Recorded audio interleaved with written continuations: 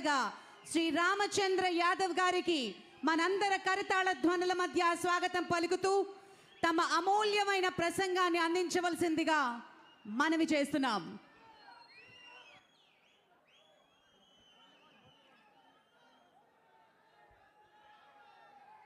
భారత చైతన్య యువజన పార్టీ ఆధ్వర్యంలో ఈరోజు నిర్వహిస్తున్న బీసీ సింహగర్జన కార్యక్రమానికి ముఖ్య అతిథులుగా విచ్చేసిన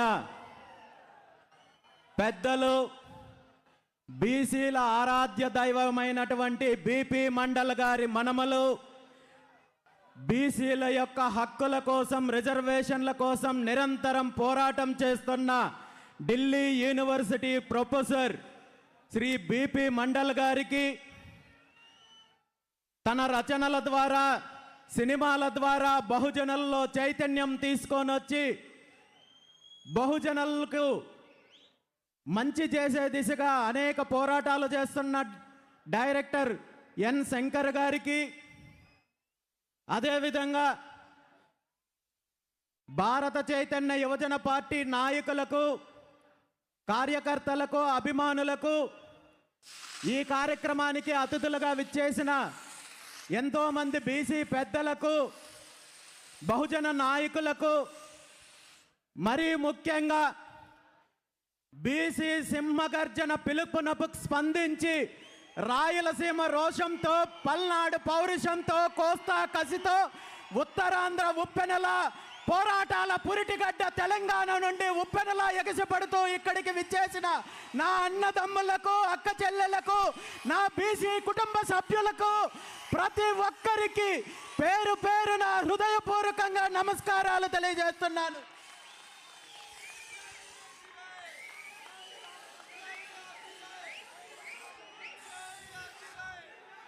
అదేవిధంగా ఈ కార్యక్రమానికి సహకరిస్తున్న పోలీస్ సిబ్బందికి, మీడియా సిబ్బందికి, సాంస్కృతిక కార్యక్రమాల్లో పాల్గొన్న ప్రతి ఒక్కరికి కూడా ధన్యవాదాలు తెలియజేస్తూ, ఈరోజు మనం కార్యక్రమానికి మొదలు పెట్టేక ముందు మొట్టమొదటిసారిగా వేదిక మీదున్న అనేక మంది కులదేవులతో పాటు బీసీల యొక్క అభ్యున్నతికి, బహుజనుల యొక్క అభివృద్ధికి ఎంతో కృషి చేసిన మహనీయులందరినీ కూడా స్మరించి కులదేవతల యొక్క ఆరాధన కార్యక్రమం చేసుకున్నాము. ఈ కులదేవతల ఆరాధన ఎందుకు అంటే, వృత్తుల ఆధారంగా ఏర్పడిన కులాల యొక్క అభివృద్ధి కానీ, రక్షణ కానీ, కులదేవతలను ఆరాధించినట్టయితే ఖచ్చితంగా ఆయా కులాలకు, ఆయా సామాజిక వర్గాల వారికి, ఆయా వృత్తుల వారికి రక్షణ ఉంటుంది, అభివృద్ధి ఉంటుందని మన పెద్దలు చెప్తారు, మన శాస్త్రాలు చెప్తాయి. అదే వాస్తవం కాబట్టి మన తెలుగు రాష్ట్రాలతో పాటు భారతదేశం మొత్తం మీద ఉన్న బహుజనులందరికీ ఆ కులదేవతల ఆశీర్వాదం ఉండాలని, భవిష్యత్తులో మన హక్కుల కోసం, మన అధికారం కోసం, మన ఆత్మగౌరవం కోసం చేసే పోరాటానికి దేవుళ్ళందరి ఆశీర్వాదం మనకు ఉండాలని మనస్ఫూర్తిగా మీ అందరి తరపున ఈ సందర్భంగా ప్రార్థిస్తున్నాను. అదేవిధంగా మీరందరూ చూశారు, ఎంత చారిత్రాత్మకమైన ఒక సన్నివేశము, ఒక కార్యక్రమము ఇదే వేదిక మీదుగా చేయడం జరిగింది. అదే శ్రీకృష్ణ జాంబవతుల కళ్యాణోత్సవము. మనందరికీ తెలుసు, శ్రీకృష్ణుడు అంటే సాక్షాత్తు ఆ నారాయణుడు. భవిష్యత్తు తరాలకు, భవిష్యత్తు యుగాలకు భగవద్గీతను అందించిన దేవదేవుడు మాత్రమే కాదు, ఆనాటి దోపర యుగంలోనే భవిష్యత్తులో కులాల మధ్య చిచ్చులు రేపడతారు, కుట్రలు పన్నుతారు, కుతంత్రాలు పన్నే స్వార్థపరులు కలియుగంలో రాజకీయాల రూపంలో, రాజకీయ నాయకుల రూపంలో వస్తారని తెలిసి ఆనాడే శ్రీకృష్ణుడు మొట్టమొదటిసారిగా కులాంతర వివాహాలకు నాంది పలికి ఒక సామాజిక చైతన్యానికి పిలుపునిచ్చారనే విషయాన్ని మనందరికీ తెలియజేయాలనే ఉద్దేశంతో ఈరోజు ఈ వేదిక సాక్షిగా శ్రీకృష్ణ జాంబవతుల కళ్యాణోత్సవము నిర్వహించామనే విషయాన్ని ఈ సందర్భంగా తెలియజేస్తూ ఆ స్వామి అమ్మవార్ల ఆశీస్సులు అందరికీ ఉండాలి. ఈ రాష్ట్రానికి, తెలుగు రాష్ట్రాలకు, దేశానికి మంచి జరగాలి. మన సమాజంలో ఉన్న కుట్రలను ఛేదించి భవిష్యత్తులో అందరూ కూడా ఒక అభివృద్ధి దిశగా వెళ్ళాలని చెప్పి ఈ సందర్భంగా స్వామి అమ్మవారులను ప్రార్థించడంతో పాటు మీ అందరి సమక్షంలో ఈరోజు నేను ఒక్క మాట ఇస్తున్నాను. మనకు ఎన్నో దేవాలయాలు ఉన్నాయి, ఎంతో దేవతామూర్తులు ఉన్నారు, కానీ ఎక్కడ శ్రీకృష్ణ జాంబవతుల యొక్క దేవాలయం మన ప్రాంతంలో లేదు. కాబట్టి 2 తెలుగు రాష్ట్రాల అందరికీ, ప్రజలందరికీ అందుబాటులో ఉండే ప్రాంతంలో ఆ స్వామివారి అనుగ్రహంతో శ్రీకృష్ణ జాంబవతుల దేవాలయాన్ని నిర్మించి సామాజిక చైతన్యానికి మరో అడుగు ముందుకు వేసే దిశగా ప్రయత్నం చేస్తాను, అది సాధిస్తానని చెప్పి ఈ సందర్భంగా మీ అందరికీ తెలియజేస్తూ, దాంతోపాటు ఈరోజు మీ అందరికీ తెలుసు బీసీ సింహగర్జన. చాలామంది నన్ను అడిగారు, బీసీ సింహగర్జన అనే పేరు ఎందుకు పెట్టారు? ఇది బీసీ గర్జనో లేదా బహుజన గర్జనో లేదా మరో గర్జన అని పెట్టచ్చు కదా, సింహగర్జన అనే పేరెందుకు పెట్టారని చెప్పి చాలామంది పెద్దలు నన్ను అడిగారు. దీనికి ఖచ్చితంగా కారణం ఉంది. సింహానికి ఒక లక్షణం ఉంటుంది. సింహానికి ఒక లక్షణం ఉంటుంది. అడవిలో ఎన్ని జంతువులున్నా, సింహం కంటే బలమైన జంతువులున్నా, సింహాన్ని మాత్రమే రాజు, అడవికి రాజు అని ఎందుకంటారో మీకు తెలుసా? సింహానికి తనకు ఏం కావాలో స్పష్టంగా తెలుసు. తనకి ఏం కావాలనే దానిపైన స్పష్టత ఉంటుంది. తనకు కావాల్సిన దాన్ని సాధించుకోవడానికి తనకు ఖచ్చితంగా సాధించుకునే వ్యూహం ఉంటుంది. కాబట్టి అడవికి రాజు సింహమైంది. ఈరోజు బీసీల యొక్క డిమాండ్లను నెరవేర్చుకోవడానికి, బీసీ ఉద్యమానికి నాంది పలకడానికి బీసీ సింహగర్జన పేరుతో ఈరోజు ఈ కార్యక్రమాన్ని నిర్వహిస్తున్నామని చెప్పి ఈ సందర్భంగా మీ అందరికీ తెలియజేస్తున్నాను.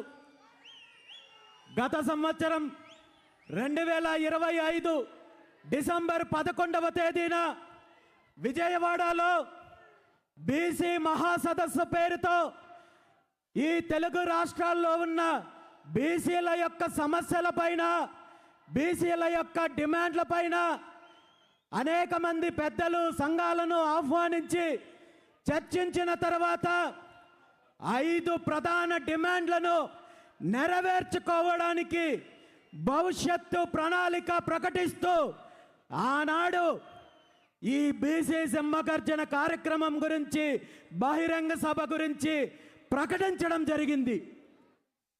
ఈ కార్యక్రమాన్ని ప్రకటించిన రోజు నుండి ఈ రోజు వరకు ఈ రాష్ట్రంలో ఉన్న అధికార పార్టీ కావచ్చు, బీసీ వ్యతిరేక శక్తులు కావచ్చు, బహుజనుల వ్యతిరేక శక్తులు కావచ్చు, పరిపాలన పక్కన పెట్టి, వాళ్ళ వ్యాపకాలు పక్కన పెట్టి పూర్తిగా బీసీ సింహగర్జన కార్యక్రమాన్ని ఏ విధంగా అడ్డుకోవాలి, ఏ విధంగా తప్పుదారి పట్టించాలి, ఏ విధంగా నిర్వీర్యం చేయాలి, ఏ విధంగా తప్పుడు ప్రచారం చేయాలి, ఏ విధంగా తప్పుడు కథనాలతో ప్రజల్లో అయోమయం గురి చేయాలని చెప్పి ఈ 2 నెలల కాలంలో వీళ్ళందరూ చెయ్యని ప్రయత్నం లేదు.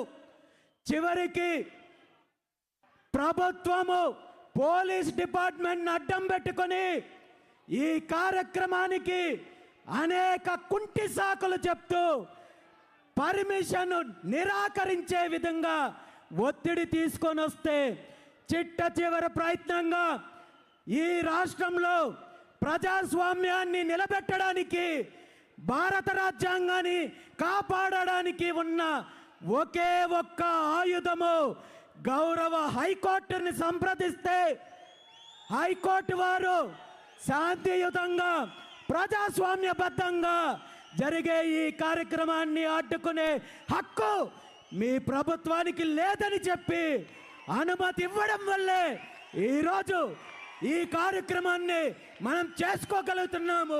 మీ అందరి ముందుకు నేను వచ్చి మాట్లాడుకుంటున్నాను. కాబట్టి ఈ సందర్భంగా 2 తెలుగు రాష్ట్రాల్లో ఉన్న బీసీ ప్రజలందరి తరపున గౌరవ హైకోర్టు వారికి మనస్ఫూర్తిగా పాదాభివందనం తెలియజేస్తున్నాను.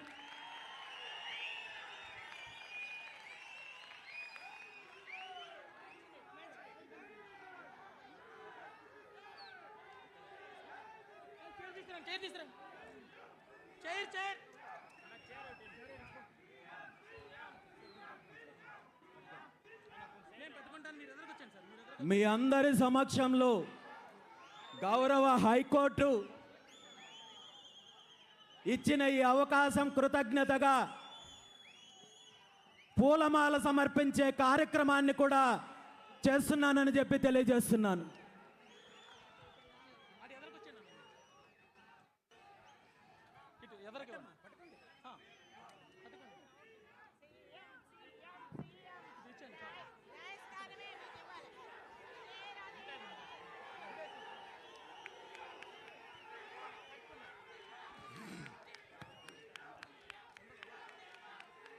తీసేయండి వెనక్కి పెట్టేయండి. వెనక్కి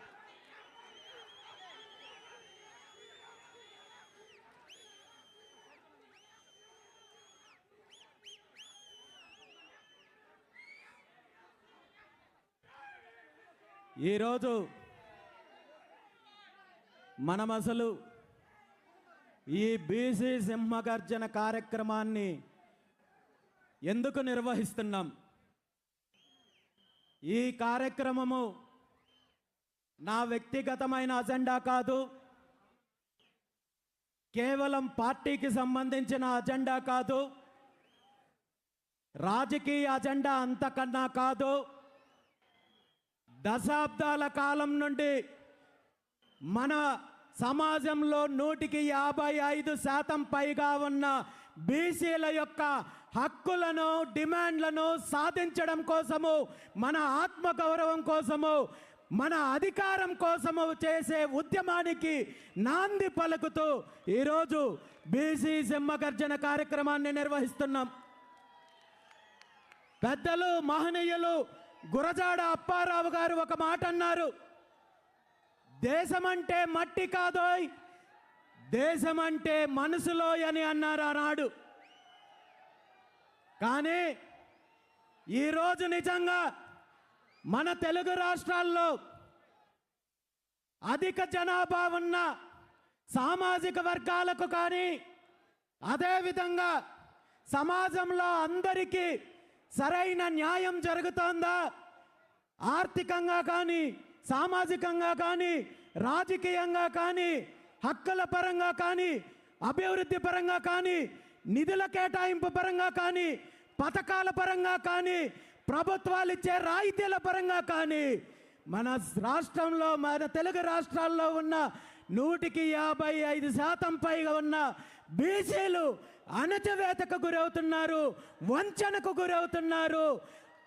ప్రతి పార్టీ, ప్రతి ప్రభుత్వము, ప్రతి నాయకుడు తను ప్రతిపక్షంలో ఉన్నప్పుడు బీసీలు మాకు వెన్నెముక, బీసీలు మా పార్టీకి వెన్నెముక, బీసీలను మేము ఉద్ధరిస్తాము, బీసీలకు పథకాలు ఇస్తాము, బీసీలను అభివృద్ధి చేస్తామంటూ కల్లిబొల్లి మాటలు చెప్పి అధికారంలోకి వచ్చిన తర్వాత బీసీలను పూర్తిగా అనగదొక్కే కార్యక్రమం చేస్తున్నారు.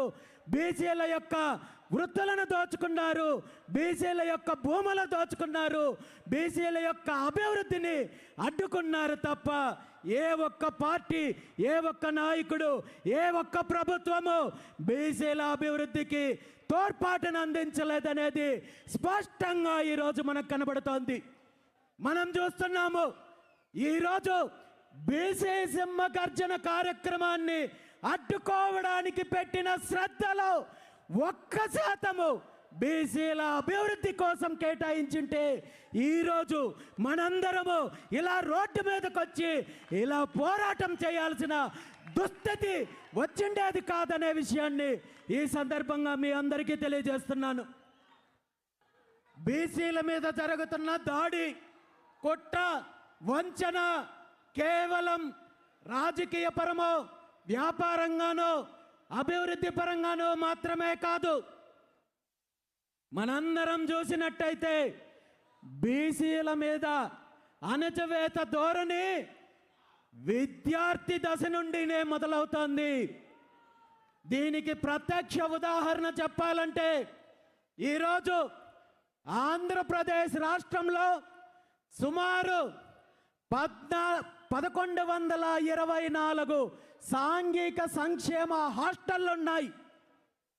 ఈ హాస్టల్లో బీసీ సామాజిక వర్గాలకు సంబంధించిన విద్యార్థులు 1వ తరగతి నుండి 10వ తరగతి ఇంటర్మీడియట్ వరకు చదువుకునే వేలాది మంది విద్యార్థులు ఈ హాస్టల్స్లో ఉంటూ చదువుకునే పరిస్థితి ఉంటే ఇప్పటి వరకు ఏ ఒక్క ప్రభుత్వము వీళ్ళ యొక్క సంక్షేమం గురించి పట్టించుకున్న పాపాన పోయారా అని చెప్పి ఈ సందర్భంగా అడుగుతున్నాను. ఆంధ్రప్రదేశ్ రాష్ట్రంలో ఉన్న 1124 బీసీ హాస్టల్స్కు కనీసం ఒక్క హాస్టల్ కూడా సొంత భవనం లేదంటే వీళ్ళకున్న చిత్తశుద్ధి ఏంటో మనం అర్థం చేసుకోవాలి. ఈరోజు ప్రభుత్వాలు గత కొన్ని రోజుల క్రితమే మనం చూసాము 3,32,000 కోట్లు ఏదైతే ప్రవేశపెట్టారో, బడ్జెట్ ప్రవేశపెట్టారో, ఇందులో బీసీ విద్యార్థులు భావి భవిష్యత్తుని నిర్ణయించే యువతకు, విద్యార్థులకు భవనాలు కట్టించడానికి మీకు నిధులు లేవా అని చెప్పి ఈ సందర్భంగా నేను ముఖ్యమంత్రి చంద్రబాబు నాయుడు గారిని అడుగుతున్నాను. అదేవిధంగా ఈరోజు అద్దె భవనాల్లో ఉంటూ చిన్న చిన్న గదుల్లో ఒక్కొక్క గదిలో 20-30 మందిని కనీసము ఏదో కోళ్ళలాగానో లేదా పశువుల్లాగో వాళ్ళని ట్రీట్ చేసే పరిస్థితి ఉంది. కనీస సౌకర్యాలు కల్పించడం లేదు.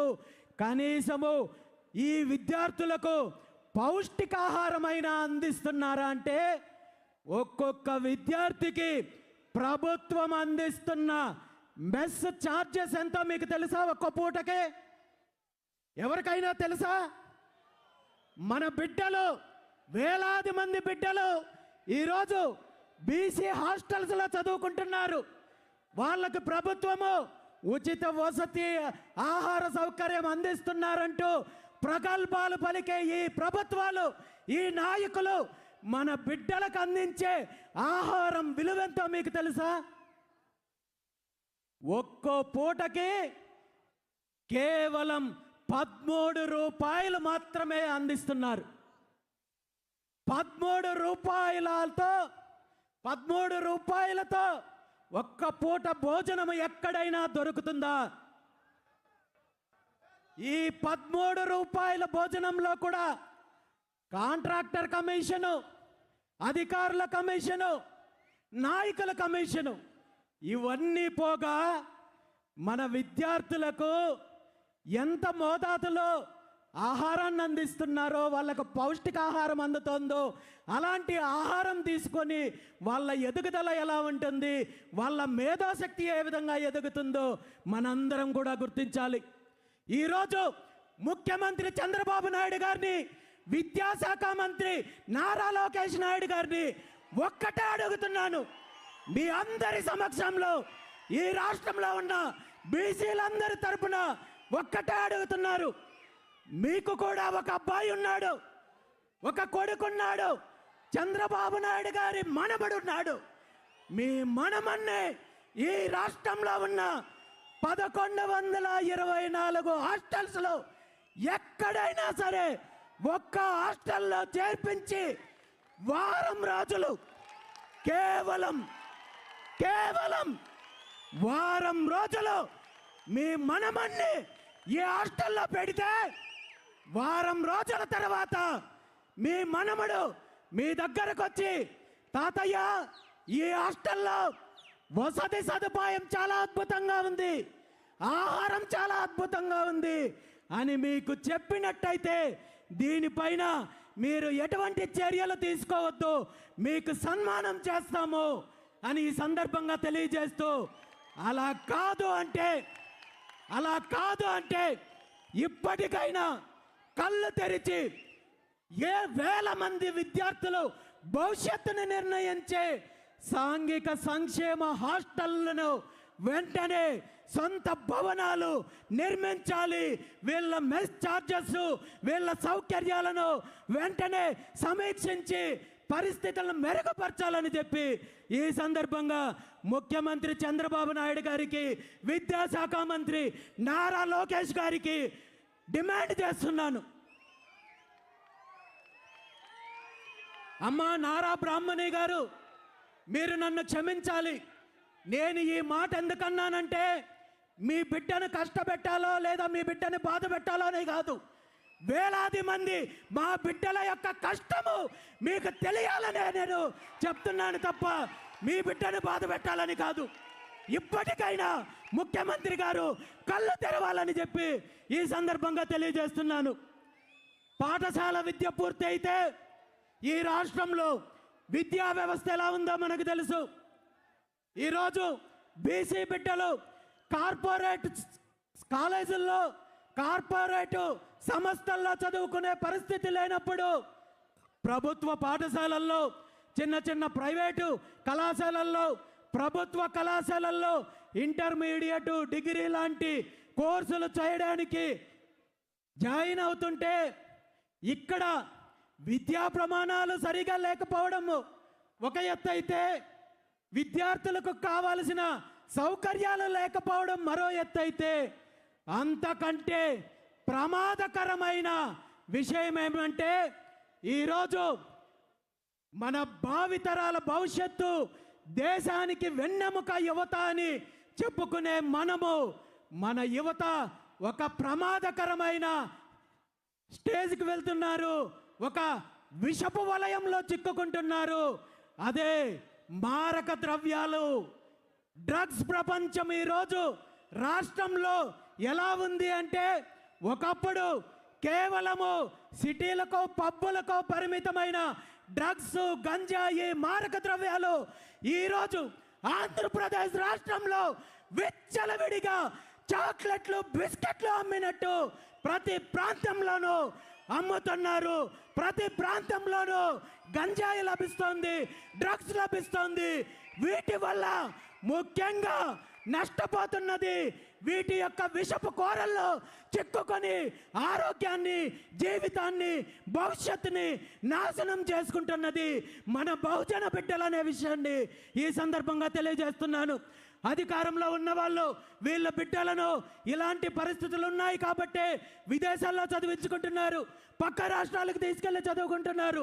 కానీ మనం మాత్రము మన బిడ్డలను అవకాశం ఉన్నంత వరకు స్థానికంగా చదివించాలి, చిన్న చిన్న కాలేజీల్లో చదివించుకోవాలని ఆర్థిక స్తోమత లేక, కుటుంబ పరిస్థితులు బాగలేక లక్షలాది మంది విద్యార్థులు ఈరోజు చిన్న చిన్న కాలేజీల్లో చదువుకుంటుంటే, ఈ కాలేజీల్లో, హాస్టల్స్లో, స్కూల్స్లో గంజాయి, మత్తు పదార్థాలు యథేచ్ఛగా ఈరోజు దేశంలో ఎక్కడా లేని విధంగా ఆంధ్రప్రదేశ్లో ఈ విష సంస్కృతి ఉంది అనేది స్పష్టంగా ఈరోజు ప్రభుత్వానికి తెలుసు, అధికారులకు తెలుసు.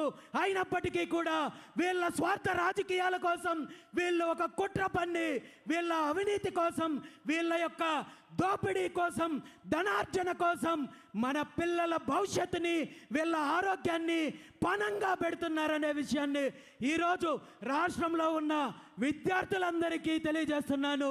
ముఖ్యంగా విద్యార్థుల యొక్క తల్లిదండ్రులకు ఈ సందర్భంగా నేను ఒక్కటే విన్నవించుకుంటున్నాను.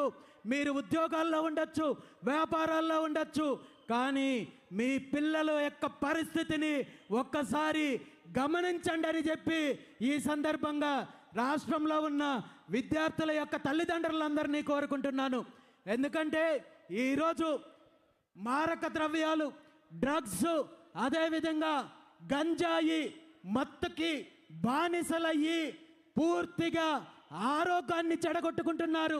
నిజంగా మీ పిల్లలు గంజాయి తీసుకున్నారో లేదో, డ్రగ్స్ తీసుకున్నారో లేదో, దాని స్మెల్ కానీ మరొక్కటి కానీ లేకుండా ఈరోజు వీళ్ళు అలాంటి పదార్థాలను నేరుగా నికోటిన్ లాంటి పదార్థాలు ఊపిరితిత్తులకు వెళ్ళే విధంగా అలాంటి మత్తు పదార్థాలను అందిస్తున్నారు.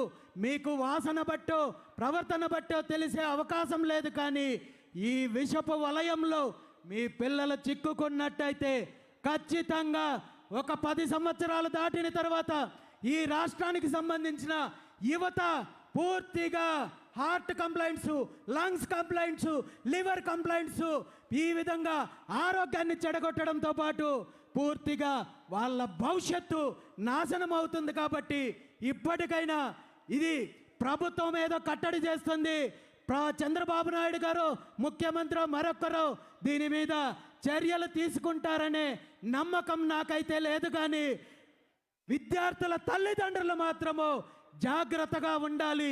మీ పిల్లల యొక్క ఆరోగ్యాన్ని కాపాడుకోవాలి, వారి భవిష్యత్తుని కాపాడుకోవాలని చెప్పి ఈ సందర్భంగా తల్లిదండ్రులకు తెలియజేస్తూ, మరీ ముఖ్యంగా మాతృమూర్తులకు ఒక్క విషయం తెలియజేస్తున్నాను.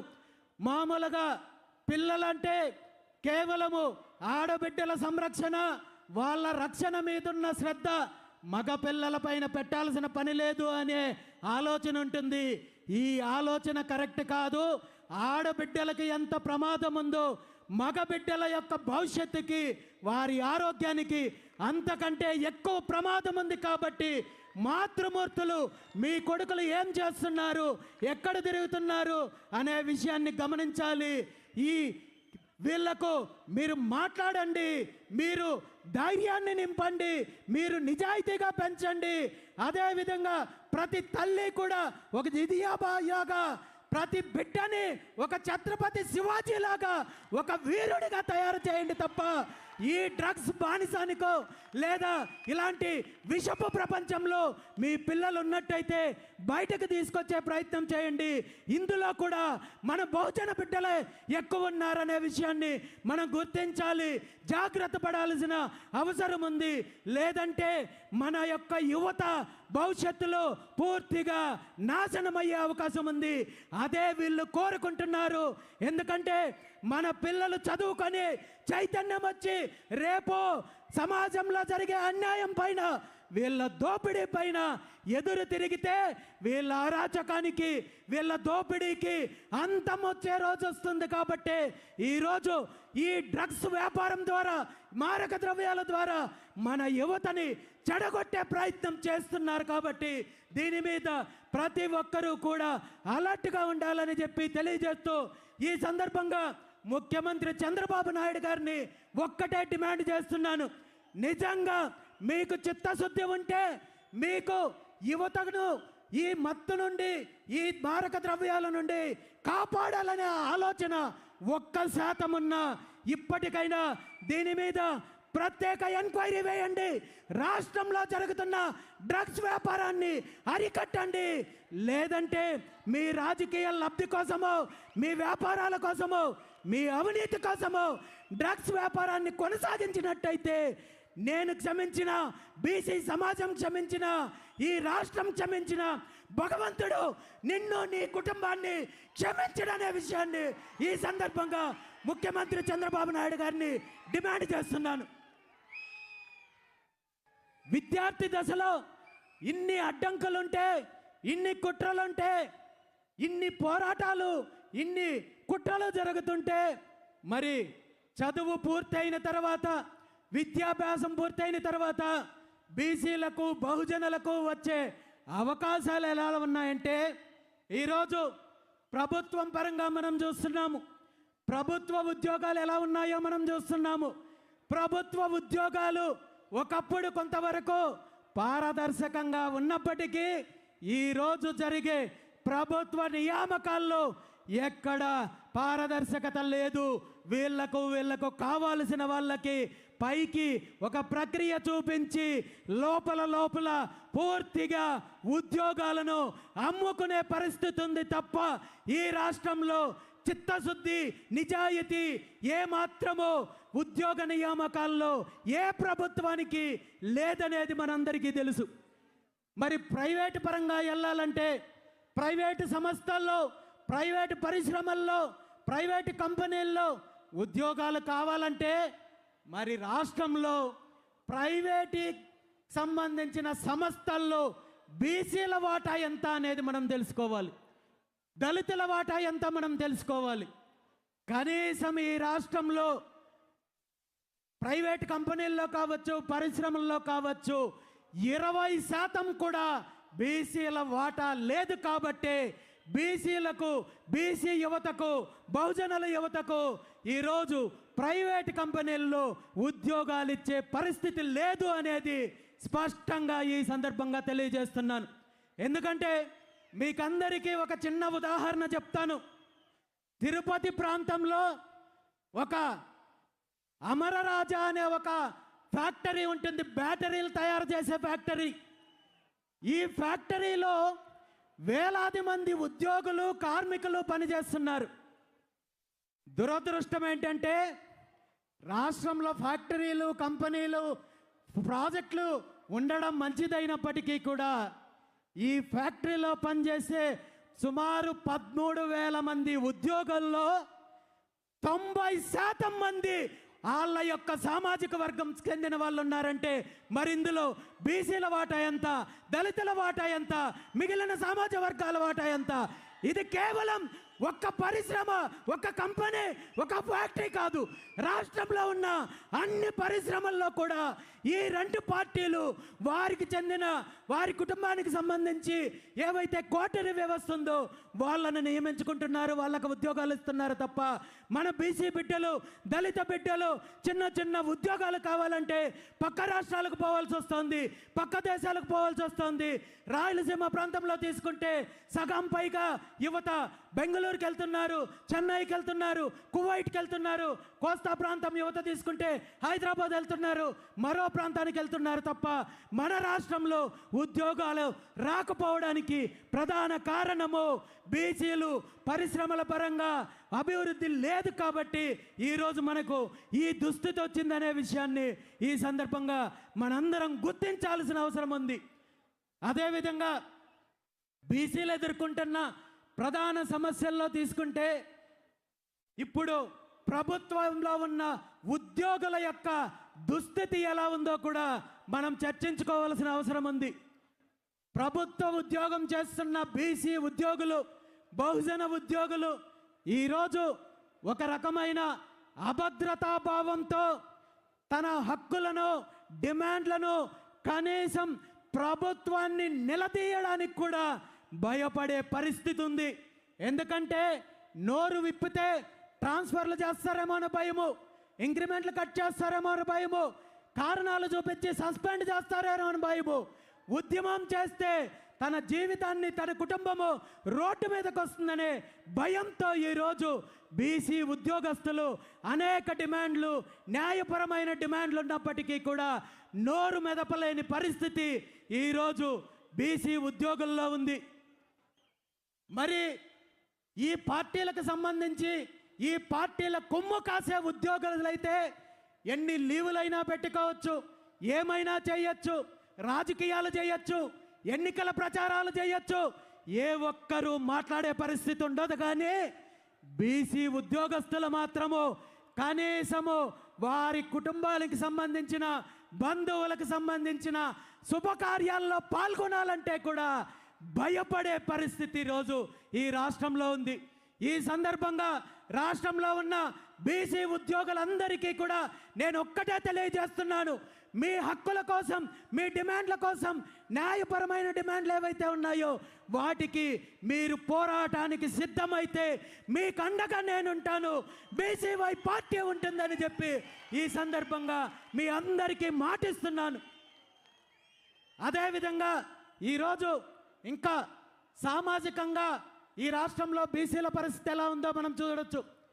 ఉద్యోగుల విషయం గురించి మాట్లాడినప్పుడు కేవలం బీసీలకు సంబంధించిన అంశమే నేను ఎందుకు మాట్లాడానంటే, దళిత ఉద్యోగులకు కొంతవరకు ఆ మహనీయుడు అంబేద్కర్ గారిచ్చిన హక్కు వల్ల, రాజ్యాంగం కల్పించిన హక్కు వల్ల దళితుల మీద బీసీల కంటే వేధింపులు తక్కువ ఉన్నాయి కాబట్టి దళితుల మీద ఇలాంటి వేధింపులు చేస్తే చెప్పు తీసి కొడతారనే భయం ఉంది కాబట్టి దళితుల మీదకి రావడం లేదు. కానీ అలాంటి రక్షణ ఈరోజు బీసీలకు లేదు కాబట్టి బీసీ ఉద్యోగస్తులను ఏ పార్టీ అధికారంలో ఉన్నా వేధించే పరిస్థితి ఉంది. మరి సామాజికంగా తీసుకుంటే ఈరోజు బీసీలకు దక్కుతున్న గౌరవం ఏంటి, బీసీ సామాజిక వర్గాలకు సంబంధించిన పరిస్థితులు ఎలా ఉన్నాయి, ఈ రాష్ట్రంలో అనేక అంశాల విషయం మాట్లాడుకుంటే ఎక్కడ బీసీలకు సామాజిక న్యాయం దక్కడం లేదనే విషయము ఈ సందర్భంగా మనం గుర్తించాలి. ఈరోజు జిల్లాల పేర్లు తీసుకుంటే ఈ రాష్ట్రాన్ని అనేక రకాలుగా దోపిడీ చేసిన వ్యక్తుల పేర్లు ఈరోజు రాష్ట్రానికి సంబంధించిన జిల్లాలకు పెట్టారు. ఎన్టీఆర్ జిల్లా అన్నారు, అదేవిధంగా వైఎస్ఆర్ జిల్లా అన్నారు. కానీ ఎవరైతే స్వతంత్రం కోసం పోరాటం చేసిన బీసీ నాయకులు రాష్ట్రాన్ని, ఉమ్మడి రాష్ట్రాన్ని అన్ని రకాలుగా అభివృద్ధి చెందాలి, బహుజనుల హక్కులు కావాలని పోరాటం చేసిన ఏ ఒక్క నాయకుడి పేరైనా ఈరోజు రాష్ట్రానికి సంబంధించిన జిల్లాలకు పేర్లు పెట్టారా అని చెప్పి ఈ సందర్భంగా ఈ పార్టీలను, ప్రభుత్వాన్ని అడుగుతున్నాను. కేవలం జిల్లాలకు సంబంధించిన అంశమే కాదు, మిగిలిన అన్ని అంశాల్లో సామాజిక న్యాయం బీసీలకు జరగడం లేదనే విషయాన్ని ఈ సందర్భంగా మనందరం కూడా గుర్తించాల్సిన అవసరం ఉంది. మరి అన్నింటికంటే ముఖ్యంగా రాజకీయ అంశం. ఉమ్మడి ఆంధ్రప్రదేశ్ రాష్ట్రం ఉన్నప్పటి నుండి రాష్ట్రం విడిపోయిన తర్వాత తెలంగాణ కావచ్చు, ఆంధ్రప్రదేశ్ రాష్ట్రంలో కావచ్చు, బీసీలంటే కేవలం వీళ్ళు ఓట్లు వేయడానికి పనికొచ్చే యంత్రాలు, తప్పుడు హామీలు ఇస్తే వాటిని నమ్మి మమ్మల్ని మోసం చేయడానికి పనికొచ్చే ఒక యంత్రాలు తప్ప మరొకటి కాదు అని 79 సంవత్సరాల స్వతంత్ర భారతదేశంలో మనము అనేక పార్టీలను, నాయకులను, ప్రభుత్వాలను చూసాం. ఈరోజు ప్రతిపక్షంలో ఉన్నప్పుడు బీసీల గురించి ఒక రకంగా మాట్లాడతారు, అధికారంలోకి వచ్చిన తర్వాత మరో రకంగా మాట్లాడతారు. అది పదవుల విషయంలో కావచ్చు, నిధుల విషయంలో కావచ్చు, అధికారం ఇచ్చే విషయంలో కావచ్చు, ఏ పార్టీ అయినా బీసీలకు మేము పదవులు ఇస్తున్నామని చెప్పి ఉత్సవ విగ్రహాల్లాగా నిలబెట్టి ఎటువంటి అధికారము, ఎటువంటి నిధులు లేకుండా వంచే ప్రయత్నం చేస్తున్నారు తప్ప మరొకటి కాదు అనే విషయాన్ని మనందరం కూడా గుర్తించాల్సిన అవసరం ఉంది. ఈరోజు ఆంధ్రప్రదేశ్ రాష్ట్రానికి సంబంధించి శాసనసభ్యుల విషయం ఒక్కటి మనం తీసుకుంటే ఆంధ్రప్రదేశ్ రాష్ట్ర శాసనసభలో 175 మంది అభ్యర్థులు ఉన్నారు, 175 మంది ఎమ్మెల్యేలు ఉన్నారు, 175 మంది సభ్యుల్లో ఈ రాష్ట్రంలో 55% పైగా ఉన్న బీసీలకు సంబంధించి ఎంతమంది ఎమ్మెల్యేలు ఉన్నారో మీ అందరికీ తెలుసా? 175 మంది శాసనసభ్యుల్లో బీసీలకు సంబంధించి కేవలం 34 మంది మాత్రమే ఉన్నారనే విషయాన్ని ఈ సందర్భంగా మనం తెలుసుకోవాలి. ఈరోజు ఎస్సీ సామాజిక వర్గం నుండి 29 మంది ఉన్నారు, ఎస్టీ సామాజిక వర్గం నుండి 7 మంది ఉన్నారు. అంటే ఆనాడు బాబాసాహెబ్ అంబేద్కర్ గారు రిజర్వేషన్ల హక్కు కల్పించారు కాబట్టి దళితులకు ఈరోజు రాష్ట్రంలో 20% ఉన్న దళితులకు 36 మంది సభ్యులు ఉండే అవకాశం వచ్చింది. కానీ ఆ హక్కు, ఆ రిజర్వేషను 55% ఉన్న బీసీలకు లేదు కాబట్టి కేవలం 34 మందికి మాత్రమే పరిమితమయ్యాం. ఈరోజు కేవలము ఇది శాసనసభకే పరిమితం అవ్వలేదు. కింద స్థాయి కార్పొరేషన్ దగ్గర నుండి, సర్పంచ్ దగ్గర నుండి, ఎంపీటీసీ, జడ్పీటీసీ ప్రతి స్థాయిలో కూడా బీసీలకు రాజకీయంగా అన్యాయం జరుగుతోంది. వీళ్ళిచ్చే పదవులు కూడా కేవలము ఉత్సవ విగ్రహాలు లాంటి పదవులే ఉంటాయి తప్ప వీళ్ళకి అధికారం లేదు. ఎవరైనా బీసీ నాయకుడు అభివృద్ధి చెందుతున్నాడంటే వాళ్ళ మీద ఆరోపణలు చేయడానికి, వాళ్ళ మీద నిందలు వేయడానికి ప్రభుత్వాలు, పార్టీలతో పాటు వీళ్ళ వంతన పాడే పత్రికలు, బీసీ ద్రోహు యొక్క పత్రికలు ఈ రాష్ట్రంలో చాలా ఉన్నాయనే విషయాన్ని మనం గుర్తించాలి. ఈరోజు మనం చిన్న ఉదాహరణలు తీసుకుంటే, గత కొన్ని రోజుల క్రితము ఒక బీసీ నాయకుడు గౌతు లచ్చన్న గారికి సంబంధించిన స్వతంత్ర సమరయోధులు గౌతు లచ్చన్న గారికి సంబంధించిన కార్యక్రమంలో ఒక బీసీ సామాజిక వర్గానికి చెందిన మంత్రి పాల్గొన్నారని, అదే కార్యక్రమంలో మరో పార్టీకి చెందిన నాయకుడు పాల్గొన్నారని చెప్పి ఆ మంత్రి గురించి ఒక పత్రిక, ఈనాడు అనే పత్రిక రాస్తూ ఇంకిత జ్ఞానం లేకుండా ఈరోజు మరో పార్టీకి సంబంధించిన నాయకుడితో కలిసి కార్యక్రమంలో పాల్గొన్నారని చెప్పి ఈనాడు అనే ఒక పత్రిక రాస్తుంది. అదేవిధంగా తిరుమల తిరుపతి దేవస్థానంలో 3 సార్లు సభ్యుడిగా, టీటీడీ పాలక మండలి సభ్యుడిగా చేసిన ఒక బీసీ సామాజిక వర్గానికి చెందిన నాయకుడు అక్కడ ఒక గెస్ట్ హౌస్ నిర్మించి స్వామివారికి సేవ చెయ్యాలనుకుంటే అతని మీద ఆంధ్రజ్యోతి అనే ఒక తోక పత్రిక తప్పుడు కథనాలు రాసి ఆ నిర్ణయాన్ని వెనక్కి తీసుకునే విధంగా దుష్ప్రచారం చేస్తుంది. కేవలం ఈ 2 సంఘటనలే కాదు, ఎక్కడైనా రాష్ట్రంలో ఒక బీసీ నాయకుడు ముందుకొస్తున్నాడు, ఒక బీసీ నాయకుడు పోరాటం చేస్తున్నాడు లేదా మంచి పని చేస్తున్నాడంటే అతని మీద విష ప్రచారం చేయడానికి, ఇలాంటి విషపు రాతలు రాయడానికి ఇలాంటి నీచమైన పత్రికలు ఈ రాష్ట్రంలో ఉన్నంత వరకు బీసీలకు మంచి రోజులు రావు అని చెప్పి ఈ సందర్భంగా తెలియజేస్తూ, ఇలాంటి బీసీలకు, దళితులకు వ్యతిరేకంగా పనిచేసే ఈ 2 పత్రికలను రాష్ట్రంలో ఉన్న బహుజనులందరూ కూడా బహిష్కరించాలని చెప్పి ఈ సందర్భంగా పిలుపునిస్తున్నాను.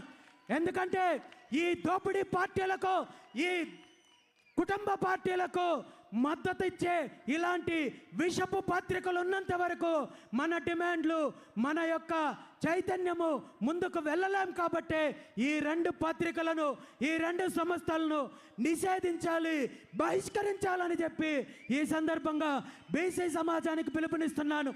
బీసీ ఉద్యమానికి మద్దతు ఇచ్చే వార్తాపత్రికలు, మీడియా సంస్థలు అనేక రకాలుగా ఉన్నాయి. కేవలము మేం చెప్పిందే వేదము, మేం రాసిందే వేదం అని చెప్పే పరిస్థితి ఈరోజు లేదు. సోషల్ మీడియా ఉంది, అనేక టీవీలు ఉన్నాయి, అనేక వార్తాపత్రికలు ఉన్నాయి. వీళ్ళందరి ద్వారా బీసీల యొక్క న్యాయమైన డిమాండ్లకు వీళ్ళ మద్దతుతో మనం ముందుకెళ్ళినట్టయితే ఖచ్చితంగా భవిష్యత్తులో అధికారం మనకు వస్తుంది అనే విషయాన్ని ఈ సందర్భంగా తెలియజేస్తున్నాను. మరీ ముఖ్యంగా ఈ 2 పార్టీల్లో ఉన్న బీసీ నాయకులు కూడా ఒక్కసారి ఆలోచించాలని చెప్పి ఈ సందర్భంగా నేను కోరుకుంటున్నారు. ఇంకెంతకాలం ఈ బానిసత్వం, ఇంకెన్ని తరాలు ఈ వంచన, ఇంకెన్ని తరాలు ఈ ఆత్మగౌరవాన్ని చంపుకొని ఈ పార్టీలు మోచేతి దగ్గర, మోకాళ్ళ దగ్గర కూర్చొని మన భవిష్యత్తుని, ఈ రాష్ట్ర అభివృద్ధిని పూర్తిగా కుంటపడేలా చేసి వీళ్ళ యొక్క దోపిడీకి మనం మద్దతు ఇవ్వాలి, వీళ్ళ దోపిడీకి మనం అండగా నిలబడాలి. ఇప్పటికైనా మనం మారాల్సిన అవసరము, చారిత్రాత్మకమైన అవసరం ఉంది. మీరందరూ కూడా ఆలోచించాలని చెప్పి ఈ సందర్భంగా ఈ దోపిడీ పార్టీల్లో ఉంటున్న బీసీ నాయకులను కోరుకుంటున్నాను. నాకు తెలుసు ఈ పార్టీల్లో ఉన్న ఏ ఒక్క నాయకుడికి స్వతంత్రం లేదు, అధికారం లేదు. కేవలం పేర్లు పెట్టుకోవడానికి మాత్రమే ఈరోజు పదవులు ఇస్తున్నారు తప్ప మీ పరిస్థితి ఎలా ఉందో నాకు తెలుసు. కాబట్టే ఈరోజు మీ అందరికీ పిలుపునిస్తున్నాను. మీరు ఆలోచించి ఒక్క అడుగు ముందుకు వేయండి. ఈ దోపిడీ పార్టీలను బంగాళాఖాతంలో కలిపేయడానికి నేను సిద్ధంగా ఉన్నానని చెప్పి ఈ సందర్భంగా తెలియజేస్తున్నాను. మీ పెద్దరికానికి, మీ గౌరవానికి ఏమాత్రం ఆటంకం లేకుండా మీ స్థాయిని పెంచే విధంగా నేను మీ అందరి ముందుంటాను. నాలో ఏవైనా, నా నిర్ణయాల్లో ఏవైనా లోటుపాట్లుంటే, తప్పులుంటే మీరు దీన్ని గుర్తించినట్టయితే సరిదిద్దుకోవడానికి నేను సిద్ధంగా ఉన్నాను.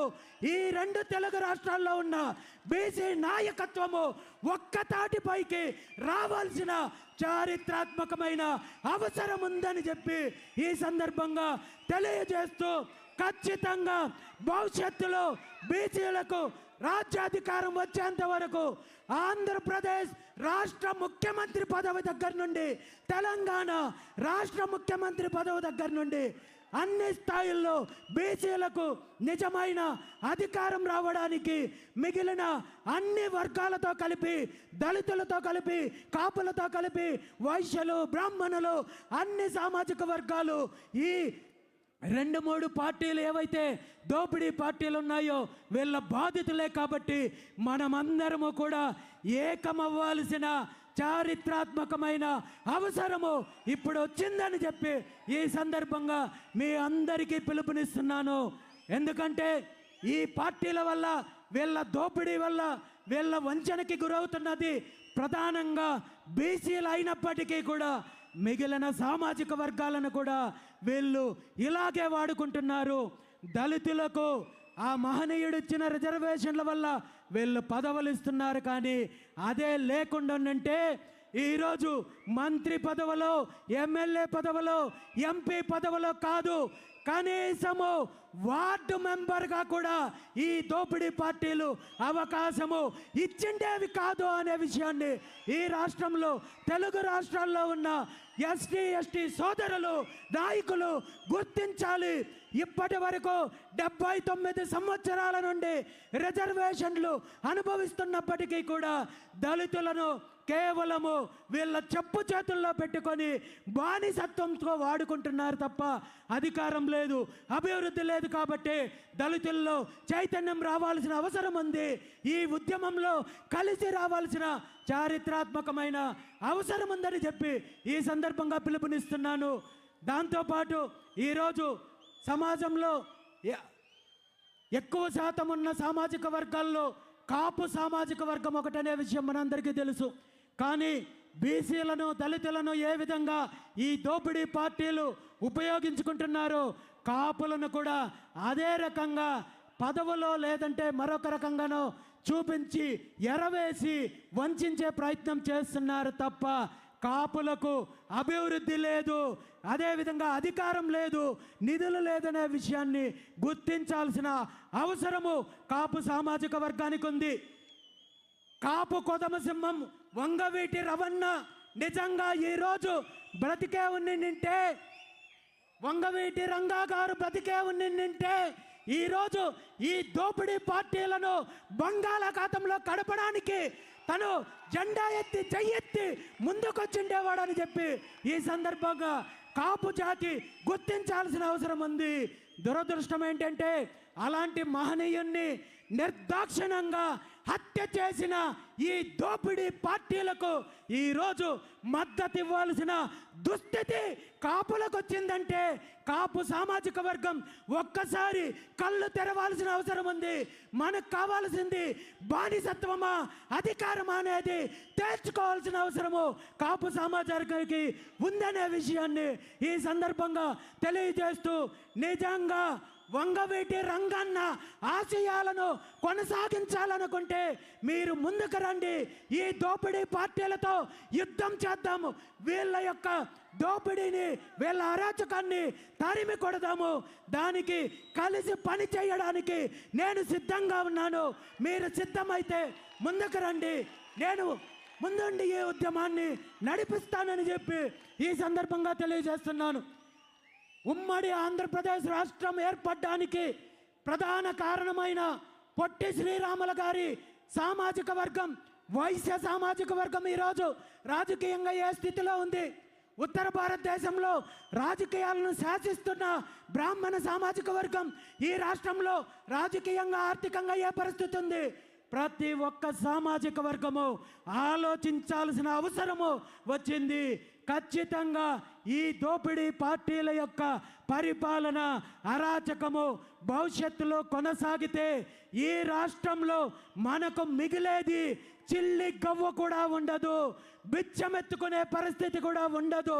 మన భూములు అమ్ముతున్నారు, మన భూములు దోపిడీ చేస్తున్నారు, వనరులు దోపిడీ చేస్తున్నారు, ఇసుక దోపిడీ చేస్తున్నారు, శాండ్ దోపిడీ చేస్తున్నారు, అదేవిధంగా మైన్స్ దోపిడీ చేస్తున్నారు, మినరల్స్ దోపిడీ చేస్తున్నారు.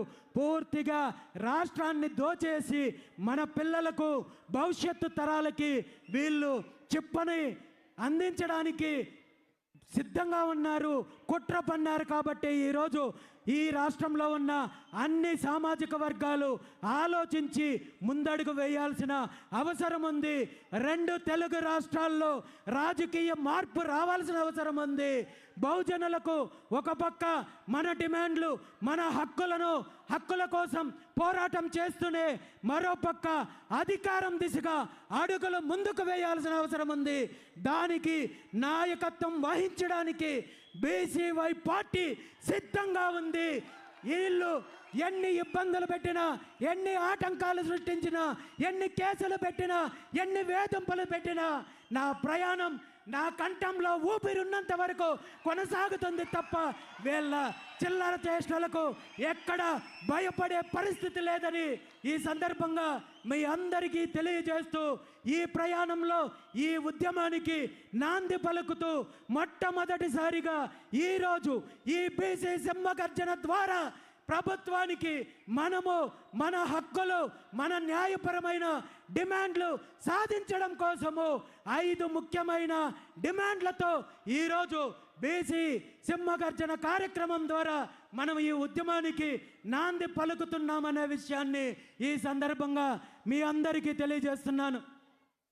మీ అందరికీ తెలుసు, బీసీ సింహగర్జన యొక్క ఎజెండా 5 ప్రధాన డిమాండ్లు అనే విషయం మీకు తెలుసు. అందులో మొట్టమొదటిది ఈ రాష్ట్రంలో బీసీలకు రక్షణ చట్టం కల్పించాలి. ఎందుకు రక్షణ చట్టం కల్పించాలి? నిజంగా బీసీలకు రక్షణ చట్టం కల్పించాల్సిన ఆవశ్యకత ఈ రాష్ట్రంలో ఉందా లేదా అనే విషయము నాకంటే, మీకంటే, మనందరికంటే, బహుజనులందరికంటే, బీసీలందరికంటే ప్రస్తుత ముఖ్యమంత్రి చంద్రబాబు నాయుడు గారికి బాగా తెలుసు. ఎందుకంటే తను ప్రతిపక్షంలో ఉన్నప్పుడు ఆనాటి ప్రభుత్వం జగన్మోహన్ రెడ్డి గారి ప్రభుత్వ హయాంలో బీసీల పైన దాడులు జరుగుతున్నాయి, హత్యలు జరుగుతున్నాయి, బీసీలను వేధిస్తున్నారు అని చెప్పి నేను అధికారంలోకి వస్తే 100 రోజుల్లో బీసీలకు రక్షణ చట్టాన్ని అమలు చేస్తానని చెప్పి ఊరు వాడ బహిరంగ సభల్లో, పాదయాత్రల్లో ముఖ్యమంత్రి చంద్రబాబు నాయుడు గారు, వాళ్ళ పుత్రరత్నం నారా లోకేష్ గారు, వాళ్ళ పార్టీ మేనిఫెస్టో, వాళ్ళ కార్యకర్తలు దండోరా వేసే కార్యక్రమం చేశారు. మరి ఈరోజు అధికారంలోకి వచ్చి 20 నెలలు కావస్తోంది. ఈ 20 నెలల కాలంలో బీసీల పైన, బీసీ నాయకుల పైన, బీసీ మహిళల పైన, బీసీ ఉద్యోగస్తుల పైన అనేక రకాల దాడులు జరిగాయి, అరాచకాలు జరిగాయి, హత్యలు జరిగాయి. ఇదే అధికార తెలుగుదేశం పార్టీకి సంబంధించిన బీసీ కార్యకర్తల్ని నిర్దాక్షిణ్యంగా హత్య చేసినప్పటికీ కూడా ఈ రోజు వరకు ముఖ్యమంత్రి కానీ, లోకేష్ కానీ, అధికారంలో ఉన్న పార్టీ కానీ ఏ ఒక్కరూ రక్షణ చట్టం గురించి కనీసం నోరిప్పే పరిస్థితి లేదు. తేలుగుట్టిన దొంగల్లాగా ఈ 18 నెలల కాలంలో ఎన్ని రకాలుగా రక్షణ చట్టం యొక్క ఆవశ్యకత గురించి బీసీ నాయకులు, సంఘాలు, బీసీవై పార్టీ పోరాటం చేసినప్పటికీ కూడా ఒక్క అడుగు కూడా ముందుకు వెయ్యని పరిస్థితి ఉంది. దీని మీద ప్రభుత్వం నిర్ణయం తీసుకోకపోగా మరీ ఘోరంగా వీళ్ళ యొక్క తోకపత్రిక ఏదైతే ఉందో ఈనాడు ద్వారా తప్పుడు రాతలు రాసే ప్రక్రియను కొనసాగిస్తున్నారు. ఎప్పుడైతే బీసీ సింహగర్జన ఎజెండాని ప్రకటించామో వెంటనే చంద్రబాబు నాయుడు గారిని గత 40 సంవత్సరాల నుండి తన చీకటి రాజకీయాలకు, కుట్ర రాజకీయాలకు ఏ విధంగా వంత పాడుతూ వస్తోందో అదే విధంగా ఈనాడు పత్రిక బీసీ ఉద్యమాన్ని నీరు కార్చడం కోసము తప్పుడు కథనాలు, తప్పుడు వార్తలు రాయడానికి ప్రయత్నం చేసిందనే విషయాన్ని మనందరం చూసాము. బీసీ రక్షణ చట్టం సిద్ధమైపోయింది, ముసాయిదా సిద్ధమైపోయింది, రేపో మాపో ముందుకొచ్చేస్తోందంటూ ఎక్కడ ముఖ్యమంత్రి గారు కానీ, వాళ్ళ పుత్రరత్నం కానీ, ఆ పార్టీకి సంబంధించిన నాయకులు కానీ, మంత్రులు కానీ, ఎమ్మెల్యేలు కానీ, ఎంపీలు కానీ ఏ ఒక్కరూ ప్రకటన చెయ్యకపోయినా ముఖ్యమంత్రి గారు వాళ్ళ పుత్రరత్నానికి అనధికారికంగా సర్వశాఖ మంత్రి అప్పచెప్పినట్టు సమాచార శాఖ ఏమైనా ఈనాడు పత్రిక అప్పచెప్పారేమో మరి వీళ్ళు ఎటువంటి ప్రకటన లేకుండా తప్పుడు రాసే ప్రయత్నం చేశారు.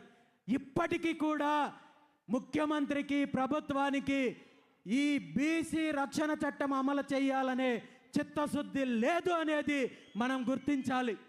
ఇప్పుడు ఒక్కటే డిమాండ్ చేస్తున్నాను, ఇప్పటికైనా మీ కుట్ర రాజకీయాలు పక్కన పెట్టి వెంటనే బీసీలకు రక్షణ చట్టం కల్పించాల్సిన బాధ్యత మీకుంది అని చెప్పి ఈ సందర్భంగా ముఖ్యమంత్రి చంద్రబాబు నాయుడు గారిని డిమాండ్ చేస్తున్నాను.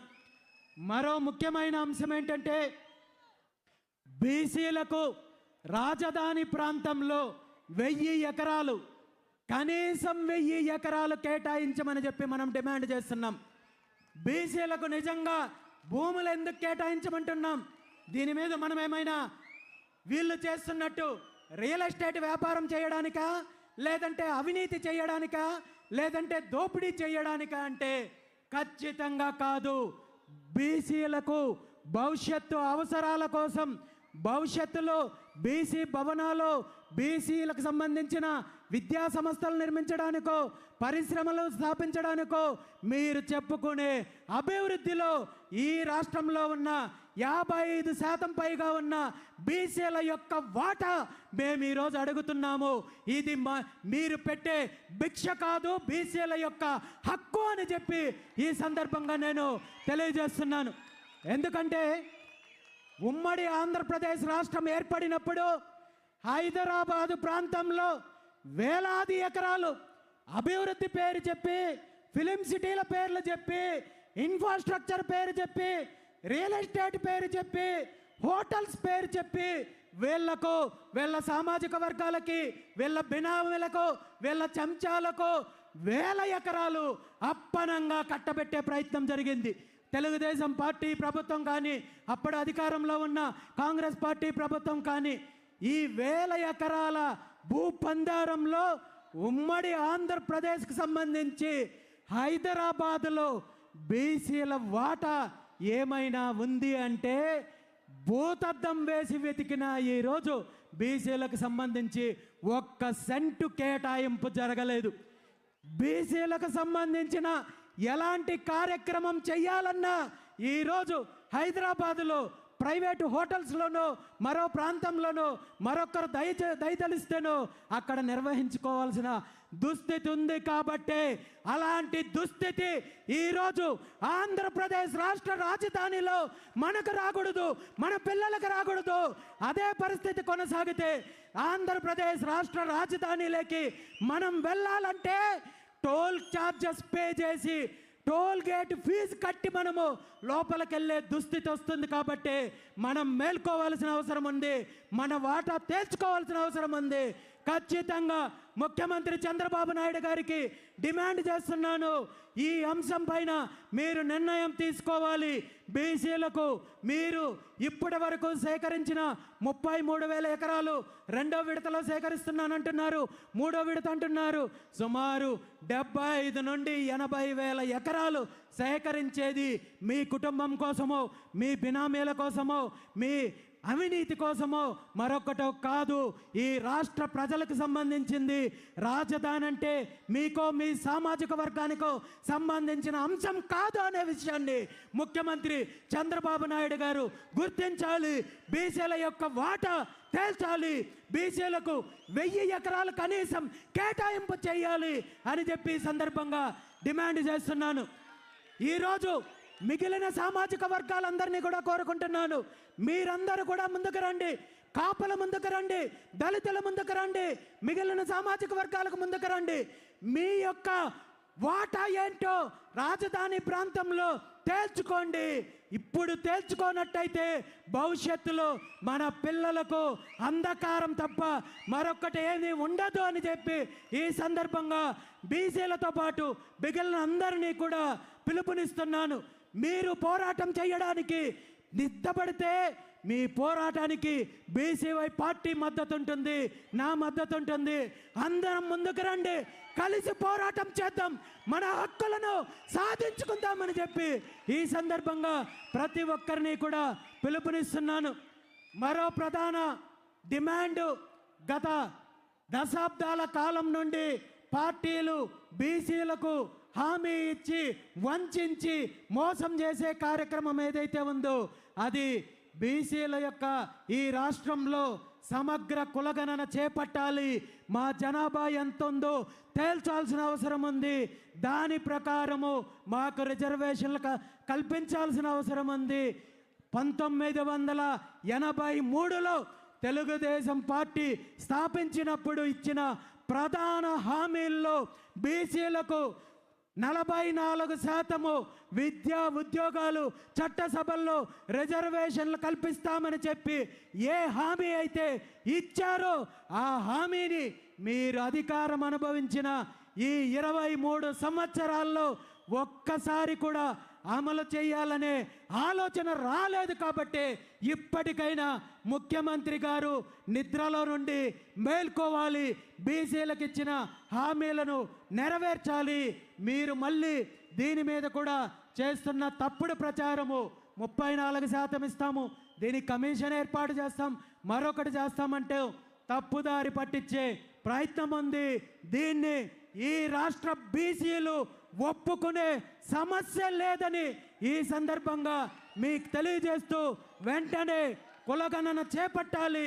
దాని ప్రకారము కనీసం 44% రిజర్వేషన్లు అమలు చేయాలి. మీరు 44% రిజర్వేషన్లు అమలు చేసిన తర్వాతే స్థానిక సంస్థల ఎన్నికలకు వెళ్ళాలి.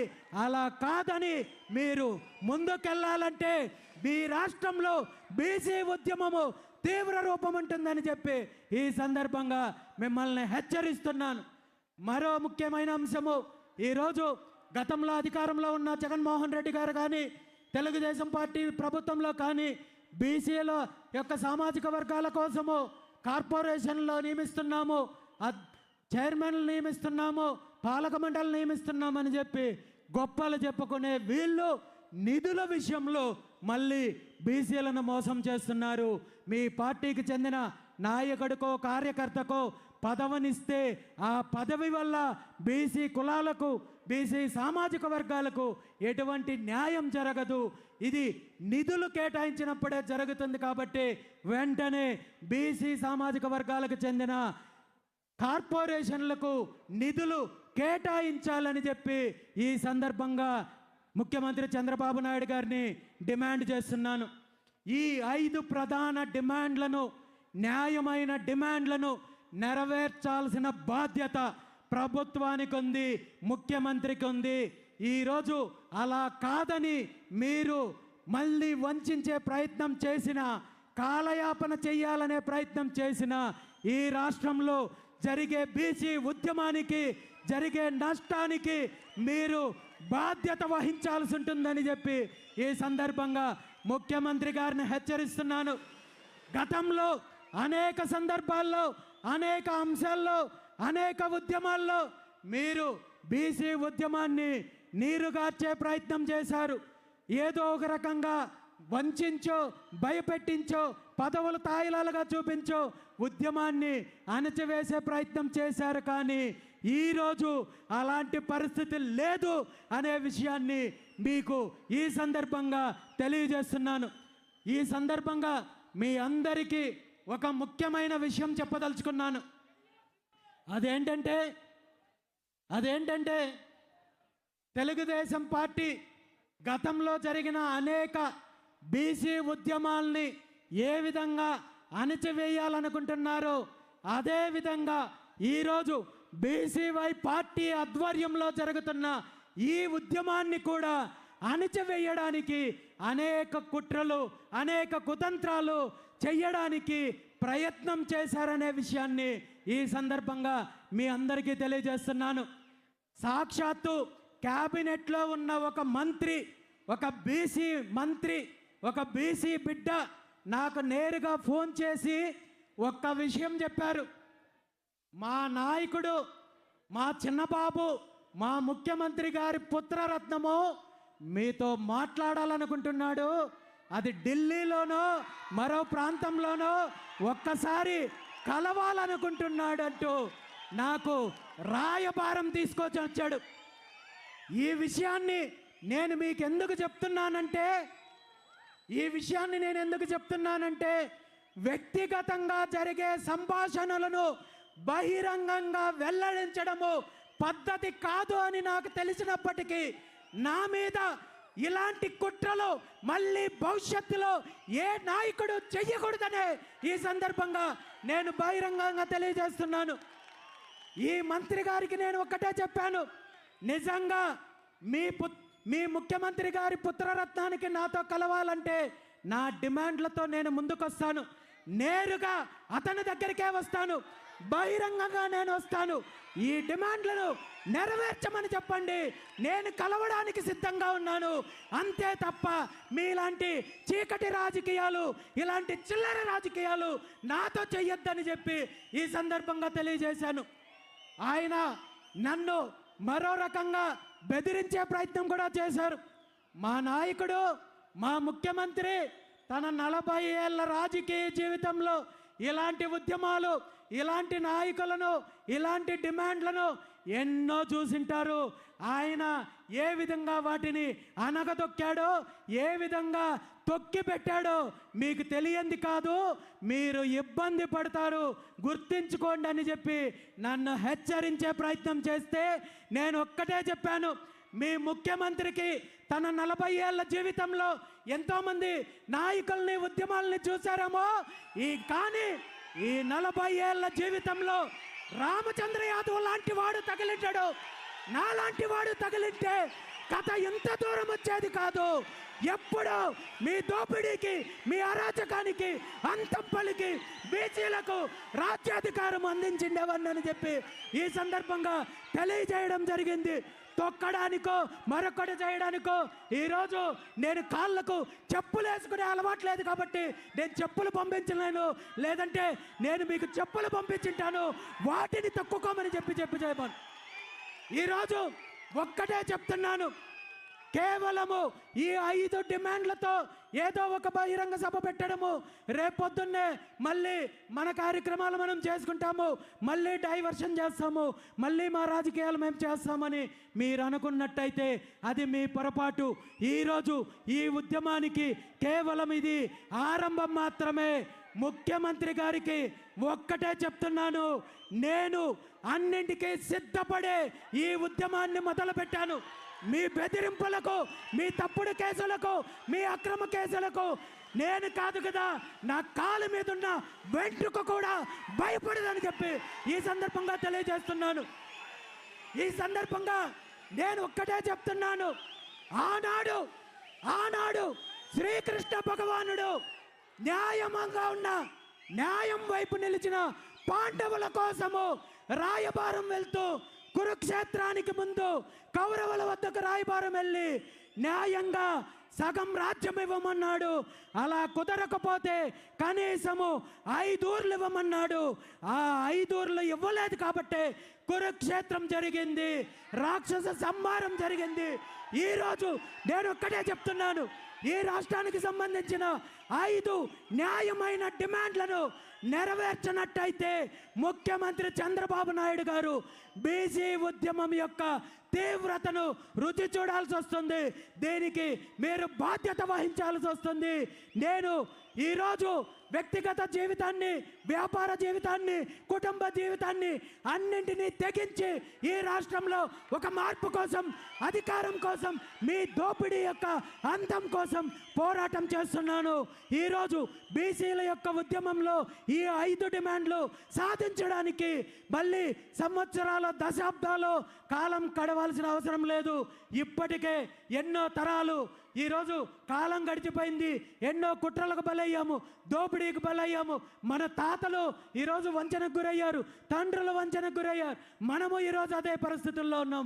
మన భవిష్యత్తు తరాలు, మన పిల్లలకు ఖచ్చితంగా ఈ దోపిడీ నుండి విముక్తి కలిగించి మనం హక్కులు, అధికారాన్ని అందించాల్సిన బాధ్యత ఉంది. కాబట్టి ఈరోజు ముఖ్యమంత్రి గారికి నేను బీసీ సమాజం తరపున ఈ రాష్ట్రంలో ఉన్న 3 కోట్ల మంది బీసీల తరపున ఒక్కటే అడుగుతున్నాను, ఈ న్యాయమైన 5 డిమాండ్లను నెరవేర్చడానికి మీకు 30 రోజులు గడువిస్తున్నాను. మీకు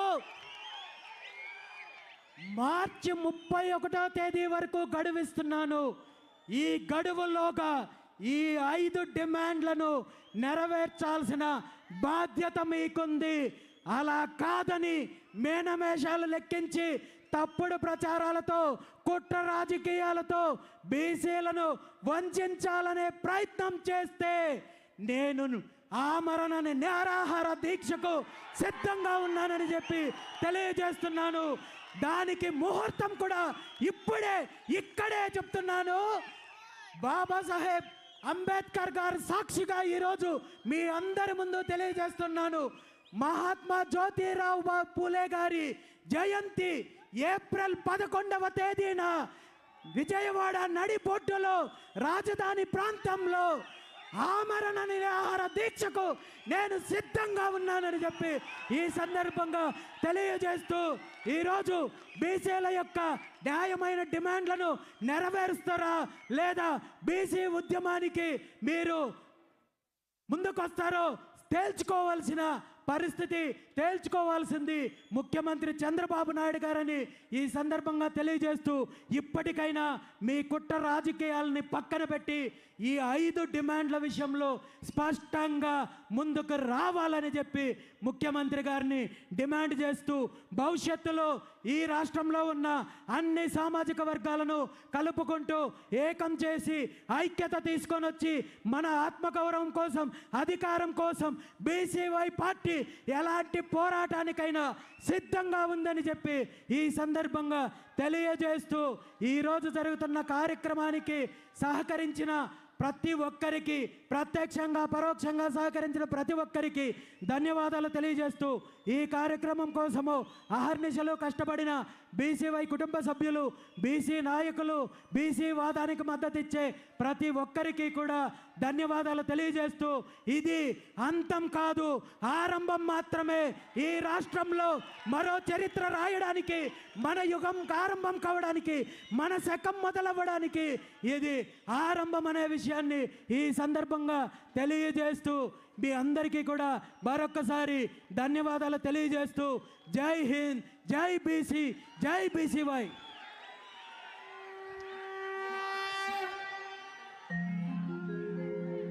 పరిత్రాణాయ సాధూనాం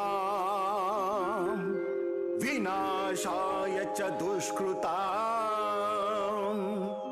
ధర్మ సంస్థాపనార్థాయ సంభవామి యుగే యుగే.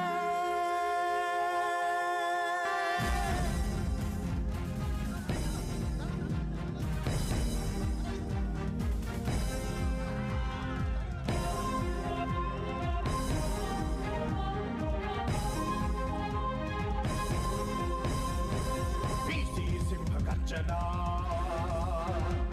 ఇది బీసీ సింహ గర్జన ఇక లేదు లేదు లేనే లేదు తర్జన భర్జన బీసీ సింహ గర్జన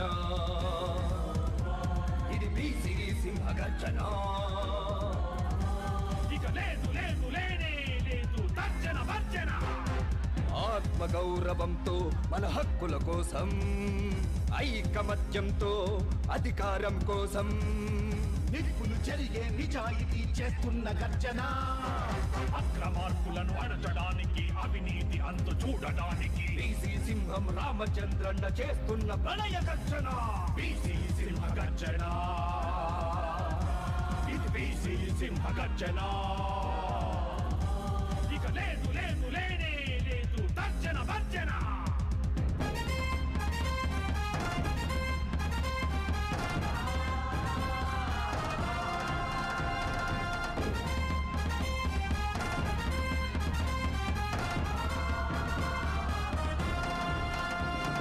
ఏ ప్రభుత్వమైనా బీసీలకు చేసింది ఉచిత వాగ్దానాలే అధికారం వచ్చి రాగానే చూపించింది మొండి చేతులే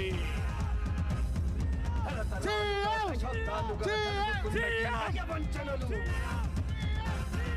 ఇంకా నా ఇకపై చెల్లవు అంటూ ఉద్యమమైన పోరాటమైన యుద్ధమైన సిద్ధం అంటూ రగిలి రగిలిపోతున్నాడు మన రామచంద్ర యాదవుడు బీసీపై